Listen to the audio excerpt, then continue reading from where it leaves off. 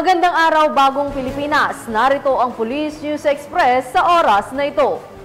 Patuloy na nakaalerto ang mga kapulisan sa rehiyon ng Cordillera habang sinisiguro ang kaligtasan ng mga residente sa gitna ng mga ulat ng Bagyong Christine.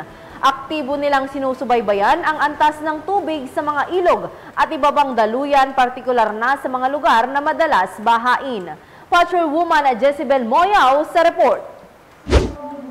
Police Brigadier General David Perado Jr., Regional Director ng Police Regional Office Cordillera, ang mga hakbang at pagbabantay sa kaligtasan ng komunidad ay mas pinagtutuunan ng pansin habang humaharap sa mga hamon ng Bagyong Christine sa rehiyon ng Cordillera noong ika-23 ng Oktubre taong kasalukuyan. Dahil sa masamang panahon at kasalukuyang konstruksyon ng pansamantalang tulay sa Tuba, Benguet, isinara ang Cannon Road sa lahat ng mga sasakyan. Pinapayuhan ng mga biyahero na kumuha ng alternatibong ruta para sa kanilang kaligtasan.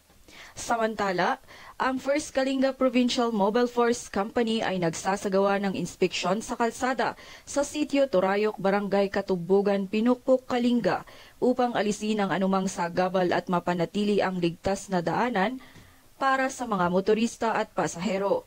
Ang mga residente naman ng Baguio City kasama ang mga opisyal ng barangay ay nagsasagawa ng isang cleanup drive bilang isang proactive na hakbang upang mapagaan ang mga potensyal na epekto ng tropical depression sa City Camp Lagoon, Lower Rock Quarry. Ang cleanup ay naglalayong alisin ang mga basura, tiyakin ang maayos na daloy ng tubig at bawasan ang panganib ng pagbaha. Samantala, sa parehong araw, maingat na sinubaybayan ng mga lokal na otoridad ang mga lebel ng tubig sa mga ilog. Ang Pidigan Municipal Police Station ay binabantayan ang lebel ng tubig ng Ilog Abra sa Barangay Poblacion West, Abra. Katulad nito, ang Tayum Municipal Police Station ay nagsasagawa ng pagmomonitor sa lebel ng tubig sa Barangay Deet upang matiyak ang kaligtasan ng mga residente.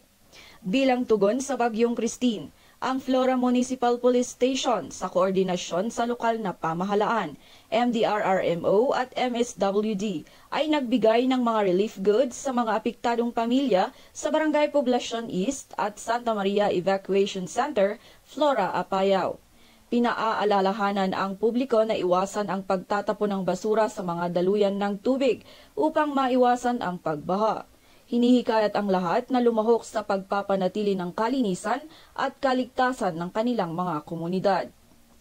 Mula dito sa rehiyon ng Cordillera, ako ang inyong PNN correspondent, Patrolwoman Jezebel Moyao, alagad ng batas, tagataguyod ng Balitang Pulis. Maraming salamat, Patrolwoman Moyao. At para sa iba pang napapanahong balitang pampulisya, laging tumutok sa Police News Network, alagad ng batas, tagataguyod ng Balitang Pulis. Ako po si Police Corporal Maria Elena de los Santos, nagbabalita para sa Police News Express.